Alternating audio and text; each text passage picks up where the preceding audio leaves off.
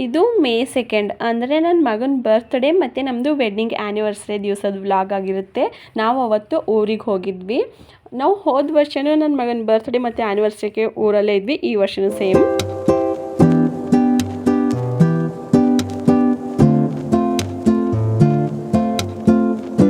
Hi all, ನಮಸ್ಕಾರ ಎಲ್ಲರಿಗೂ and welcome back to show ಮತ್ತು ವೀದರ್ ಯೂಟ್ಯೂಬ್ ಚಾನಲ್. ಯಾರಾದರೂ ಈ ವಿಡಿಯೋ ಮೂಲಕ ನನ್ನ ಚಾನಲ್ನ ಫಸ್ಟ್ ಟೈಮ್ ನೋಡ್ತಾ ಇದ್ದರೆ ದಯವಿಟ್ಟು ಒಂದ್ಸಲ ಸಬ್ಸ್ಕ್ರೈಬ್ ಮಾಡಿಕೊಂಡು ವಿಡಿಯೋನ ನೋಡ್ಕೊಳ್ಳಿ.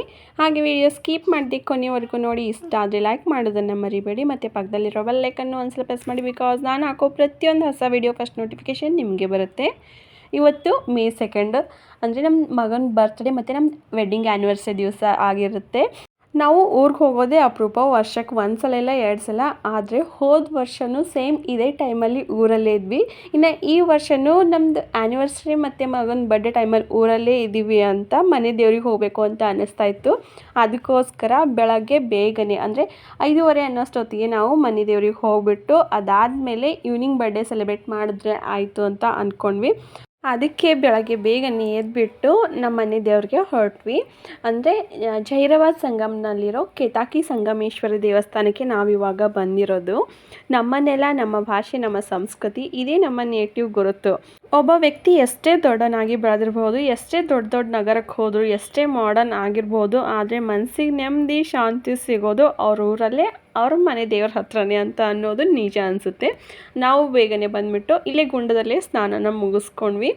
ಇಲ್ಲಿಗೆ ಬಂದು ಸ್ನಾನನ ಮಾಡಿಕೊಂಡ್ರೆ ನಮ್ಮ ಮನಸ್ಸಿಗೂ ಸಮಾಧಾನ ಸಿಗುತ್ತೆ, ನಾವು ಅಂದ್ಕೊಂಡಿರೋ ಕೆಲಸನೂ ಆಗುತ್ತೆ ಅಂತ ಅಂತಾರೆ. ಅದಕ್ಕೋಸ್ಕರ ಬೇಗನೆ ಫ್ರೆಶ್ ಅಪ್ ಎಲ್ಲ ಆಗಿಬಿಟ್ಟು ಹಣೆಗೆ ತಿಲಕನ ಇಟ್ಕೊಂಡು ನಾವಿವಾಗ ದೇವ್ರ ದರ್ಶನಕ್ಕೆ ಹೋಗ್ತಾ ಇದ್ದೀವಿ. ಸೋಮವಾರ, ಹುಣ್ಣಿಮೆ, ಅಮಾವಾಸ್ಯೆ ಇದೆಲ್ಲ ಬಂದರೆ ಇಲ್ಲಿ ತುಂಬಾ ಜನ ಇರ್ತಾರೆ. ಹಾಗೆ ಇಲ್ಲಿ ವರ್ಷಕ್ಕೊಂದ್ಸಲ ಜಾತ್ರೆನೂ ನಡೆಯುತ್ತೆ. ನಮಗೆ ಅವಾಗೆಲ್ಲ ಬರೋಕ್ಕಾಗಲ್ಲ, ಆದರೆ ನಾವು ಬಂದಾಗಲೆಲ್ಲ ಬಂದು ಇಲ್ಲಿ ದೇವರಿಗೆ ನಮಸ್ಕಾರ ಹಾಕ್ಕೊಂಡು ಹೋಗ್ತಾನೆ ಇರ್ತೀವಿ. ನಾವು ಬಂದಿರೋದು ಇವಾಗ ಶನಿವಾರ, ಅದಕ್ಕೆ ಜಾಸ್ತಿ ಜನ ಏನೂ ಇರಲಿಲ್ಲ. ಜನ ಜಾಸ್ತಿ ಇಲ್ಲದೆ ಇರೋದ್ರಿಂದ ನಮಗೆ ಬೇಗನೆ ದರ್ಶನ ಆಯಿತು. ದರ್ಶನ ಎಲ್ಲ ಮುಗಿಸ್ಕೊಂಡು ಅಲ್ಲೇ ಆಚೆ ಒಂದು ಸ್ವಲ್ಪ ಹೊತ್ತು ಕೂತ್ಕೊಳ್ಳೋಣ ಅಂತ ಅಂದ್ಕೊಂಡ್ವಿ. ಅಲ್ಲಿಂದ ನೆಕ್ಸ್ಟು ಹೊನ್ನೆಕೇರಿ ಸಿದ್ದೇಶ್ವರ ಹೋಗಬೇಕು ಅಂತ ನಾವು ಅಂದ್ಕೊಂಡಿದ್ವಿ.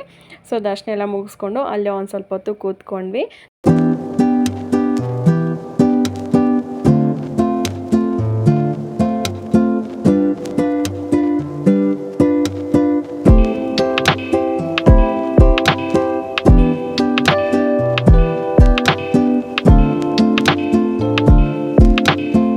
ಇಲ್ಲಿ ಬೆಂಗಳೂರಲ್ಲಿ ನಮಗೇನು ಅಷ್ಟೊಂದು ಬಿಸಿಲು ಅಂತ ಅನಿಸೋದಿಲ್ಲ, ಯಾಕಂದರೆ ಯಾವಾಗಲೂ ಮಳೆ ಬರ್ಕೊಂಡಿರುತ್ತೆ. ಹಾಗೆ ಮರಗಿಡಗಳು ಜಾಸ್ತಿ ಇದೆ, ಅದರಿಂದ ನೆರಳು ಬರುತ್ತೆ.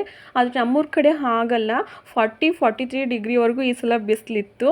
ತುಂಬಾ ಬಿಸಿಲಾಗ್ತಾ ಇತ್ತು. ಅದಕ್ಕೋಸ್ಕರ ಮಧ್ಯಾಹ್ನ ಅನ್ನೋಷ್ಟೊತ್ತಿಗೆ ನಾವು ಊರು ಸೇರ್ಕೋಬೇಕು ಅಂತ ಅಂದ್ಕೊಂಡಿದ್ವಿ. ಹಾಗೆ ನಾವು ಬೆಳಗ್ಗೆ ಹಾಕಿದ ಡ್ರೆಸ್ ಇದು ಸಿಂಪಲ್ಲಾಗಿ ದೇವಸ್ಥಾನಕ್ಕೆ ಹೊಸ ಡ್ರೆಸ್ ಇರಲಿ ಅಂತ. ಬಿಸಿಲು ಜಾಸ್ತಿ ಇತ್ತಲ್ಲ, ಒಂದು ಸ್ವಲ್ಪ ಕಾಟನ್ ಟೈಪಲ್ಲಿ ತೊಗೊಂಡ್ವಿ. ಇನ್ನು ನೈಟು ಹಾಕೋಕ್ಕೆ ಬರ್ಡೇಗೆ ಬೇರೆ ಡ್ರೆಸ್ಸು. ನಾವು ಏನೇ ತೊಗೊಂಡ್ರು ಆ ಮಗನ ದೊಡ್ಡ ಮಗನ ಬರ್ತ್ಡೇ ಇದ್ದರೂ ಇಬ್ಬರಿಗೂ ಸೇಮ್ ಡ್ರೆಸ್ ತೊಗೊತೀವಿ.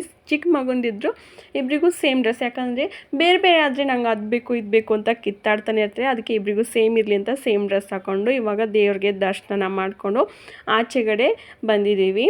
ಮತ್ತು ಈ ಸಲ ನಾವು ಮನೆ ದೇವರಿಗೆ ಹೋಗೋವಾಗ ಮನೆಯವ್ರು ಎಲ್ಲರ ಜೊತೆನೂ ಹೋಗಬೇಕು ಅಂತ ಅಂದ್ಕೊಂಡಿದ್ವಿ. ಯಾಕಂದರೆ ನನ್ನ ಮಗನ ಬರ್ಡೇ ಇದೆ ಅಲ್ವಾ, ಅದಕ್ಕೋಸ್ಕರ. ಆದರೆ ನನ್ನ ಹಸ್ಬೆಂಡ್ ಅವ್ರ ಅಕ್ಕನ ಡೆಲಿವರಿ ಆಗಿತ್ತು ಅಂತ ನಮ್ಮ ಮಾವ ಯಾರೂ ಬರಲಿಲ್ಲ. ಬರೀ ಅತ್ತೆ, ಕಿರಣ್, ಹಸ್ಬೆಂಡು, ನಾನು, ನನ್ನ 2 ಮಕ್ಕಳು ಮಾತ್ರ ಹೋಗಿ ಬಂದ್ವಿ. ದರ್ಶನ ಎಲ್ಲ ಮುಗಿಸ್ಕೊಂಡು ಹಾಗೆ ದೇವಸ್ಥಾನಕ್ಕೆ 2 ಸುತ್ತನ್ನು ಸುತ್ತಬಿಟ್ಟು ಅಲ್ಲಿ ದಾರಿ ಮಧ್ಯದಲ್ಲಿರೋ ರೇಜಾಂತಲ್ ಗಣೇಶಕ್ಕೆ ನಾವು ನೆಕ್ಸ್ಟ್ ಹೋಗಿದ್ವಿ. ನಾನು ಅಲ್ಲಿಗೆ ಹೋಗಿ ಒಂದು 6-7 ವರ್ಷ ಆಗಿತ್ತೇನೋ. 6-7 ವರ್ಷ ಆದಮೇಲೆ ಇವಾಗ ಹೋಗ್ತಾ ಇರೋದು. ಸೇಮ್ ಆವಾಗ ಹೇಗಿತ್ತು ಇವಾಗೂ ಹಾಗೆ ಇದೆ. ಎಲ್ಲರೂ ಹೇಳ್ತಾರೆ ಇಲ್ಲಿರೋ ಗಣೇಶ ಪ್ರತಿ ವರ್ಷ ಬೆಳೀತಾ ಇರ್ತಾರೆ ಅಂತ. ಹಾಗೆ ಇಲ್ಲಿ ಜಾತ್ರೆ ನಡೆಯುತ್ತೆ. ಮತ್ತು ಸಂಕಷ್ಟ ಚೌತಿ ಮಂಗಳವಾರ ಬಂದರೆ ಇಲ್ಲಿ ಕಾಲ್ನಡಿಗೆಯಿಂದ ಎಲ್ಲರೂ ಜನರು ಬಂದು ಮನಸ್ಸಲ್ಲಿ ಏನಾದರೂ ಇದ್ದರೆ ಬೇಡ್ಕೊಂಡ್ರೆ ಅದಾಗುತ್ತೆ ಅಂತ ಇಲ್ಲಿ ನಂಬಿಕೆ.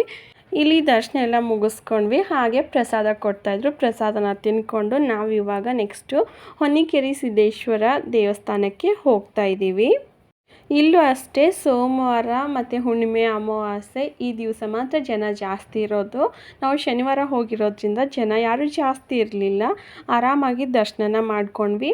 ಈ ಟೈಮಲ್ಲಿ ಜಾಸ್ತಿ ಬರೋದು ಮದುಮಕ್ಕಳು, ಹಾಗೆ ಕೂದಲು ಕೊಡ್ತಾರಲ್ಲ ಚಿಕ್ಕ ಮಕ್ಕಳಿಗೆ, ಆ ಥರ ಕೆಲಸ ಇದ್ದರೆ ಮಾತ್ರ. ಯಾರೂ ಇಲ್ಲ ಅಂತ ಬೇಗನೆ ದರ್ಶನ ಮಾಡ್ಕೊಂಡ್ವಿ. ನೆಕ್ಸ್ಟ್ ಎಲ್ಲ ದೇವ್ರ ದರ್ಶನ ಮಾಡಿಕೊಂಡು ಇವಾಗ ನಮ್ಮ ಊರ ಕಡೆ ನಾವು ಹೊರಟ್ವಿ. ನೋಡ್ಬೋದು ನೀವು ಮಧ್ಯಾಹ್ನ ಆಗಿತ್ತು ನಾವು ದೇವ್ರ ದರ್ಶನ ಎಲ್ಲ ಮುಗಿಸ್ಕೊಳ್ಳೋಷ್ಟರಲ್ಲಿ. ಅಂದರೆ 1-1:30 ಗಂಟೆ ಆಗಿತ್ತು. ಊರು ತಲುಪೋ ಅಷ್ಟರಲ್ಲಿ 2 ಗಂಟೆ ಆಗಿತ್ತು. ಇನ್ನು ಮನೆಗೆ ಹೋಗಿ ಫ್ರೆಶ್ ಅಪ್ ಎಲ್ಲ ಹಾಕ್ಕೊಂಡು ಊಟ ಎಲ್ಲ ಮುಗಿಸ್ಕೊಂಡು ಒಂದು ಸ್ವಲ್ಪ ಹೊತ್ತು ರೆಸ್ಟ್ ಮಾಡಿಕೊಂಡು ಆಮೇಲೆ ಬರ್ಡೇ ಮತ್ತು ನಮ್ಮ ವೆಡ್ಡಿಂಗ್ ಆ್ಯನಿವರ್ಸರಿಗೆ ರೆಡಿ ಆಗ್ತಾಯಿದ್ವಿ.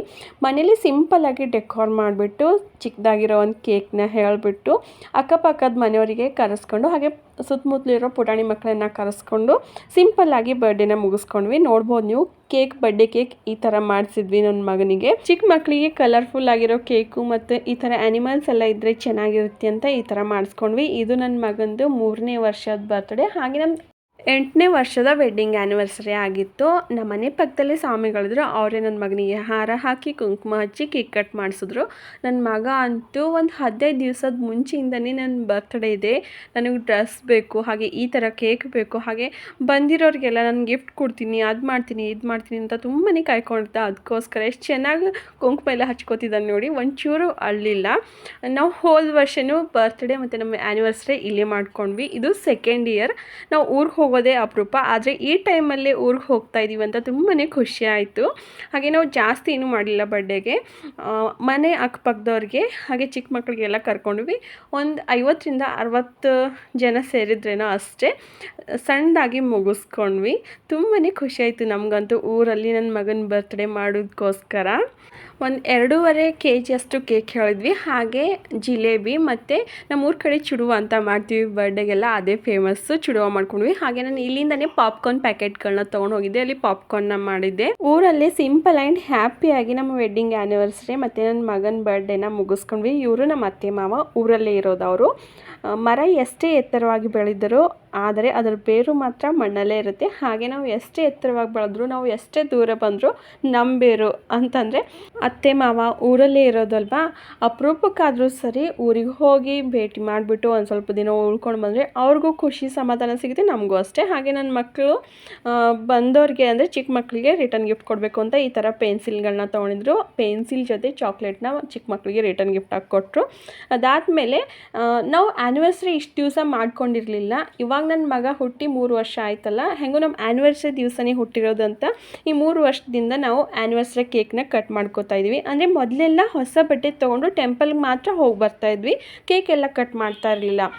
ಇತ್ತೀಚೆಗೆ ಹೆಂಗೋ ನನ್ನ ಮಗನ ಬರ್ಡೇದೆ ಕೇಕ್ ಇರುತ್ತೆ ಅಂತ ಅದರಲ್ಲೇ ನಾವು ಆ್ಯನಿವರ್ಸರಿ ಸೆಲೆಬ್ರೇಟ್ನ ಮಾಡ್ಕೋತಾ ಇದ್ವಿ. ಈ ವರ್ಷವೂ ಅಷ್ಟೇ ನಾವು ಮಾಡ್ಕೋಬಾರ್ದು ಅಂತ ಅಂದ್ಕೊಂಡ್ವಿ. ಆದರೆ ನಮ್ಮ ಮನೆ ಪಕ್ಕದವರು ಹೇಗೂ ಕೇಕು ಇದೆ, ಹಾರ ತರಿಸಿದ್ರೆ ಮುಗ್ದೋಯ್ತು, ನಿಮ್ಮದೇ ಆ್ಯನಿವರ್ಸರಿ ಮುಗ್ದೋಗುತ್ತೆ ಅಂತ ಅಂದರು. ತುಂಬಾ ಖುಷಿಯಿಂದ ಊರಲ್ಲಿ ನನ್ನ ಮಗನ ಬರ್ಡೇ ಮತ್ತು ಆ್ಯನಿವರ್ಸರಿನ ಸೆಲೆಬ್ರೇಟ್ ಮಾಡ್ಕೊಂಡ್ವಿ.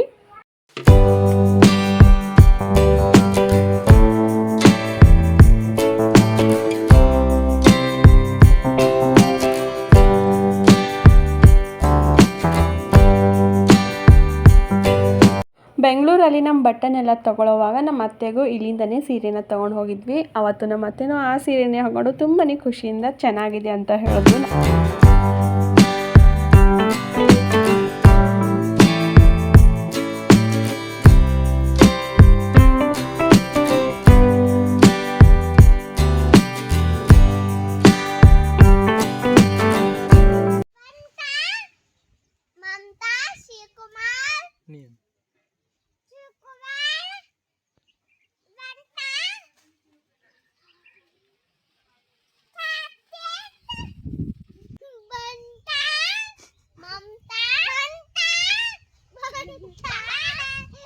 ನಮ್ಮದು ಊರಲ್ಲಿ ಪುಟಾಣಿ ಮನೆ.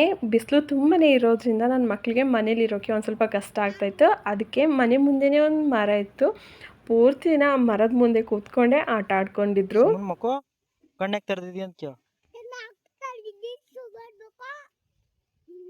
ಅದ್ರ ಹೆಸರಿಂದ ವೈಟ್ ಅದನ್ನ ಬ್ಲ್ಯಾಕ್ ಅದ ವೈಟ್ ಅದ. ಬೆಂಗಳೂರಿಗೆ ಹೋಗ್ಯಾರ.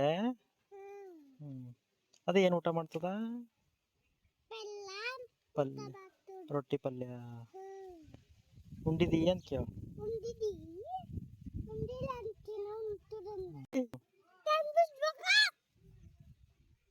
ಮಗು ಮಗು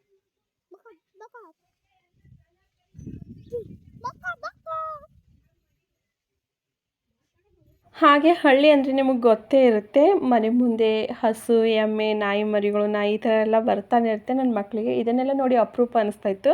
ನಾಯಿ ಮರಿನ ನೋಡಿಬಿಟ್ಟು ಪಪ್ಪಿ ಪಪ್ಪಿ ಅಂತ ನನ್ನ ಚಿಕ್ಕ ಮಗ ಅಂತೂ ಅದ್ರ ಸುತ್ತನೇ ಆಡ್ಕೊಂಡಿದ್ದ ಬರೋವರೆಗೂ. ಅದನ್ನು ತೊಗೊಂಡು ಬರಬೇಕು ಅಂತ ತುಂಬಾ ಹಠ ಮಾಡ್ತಾ ಇದ್ದ.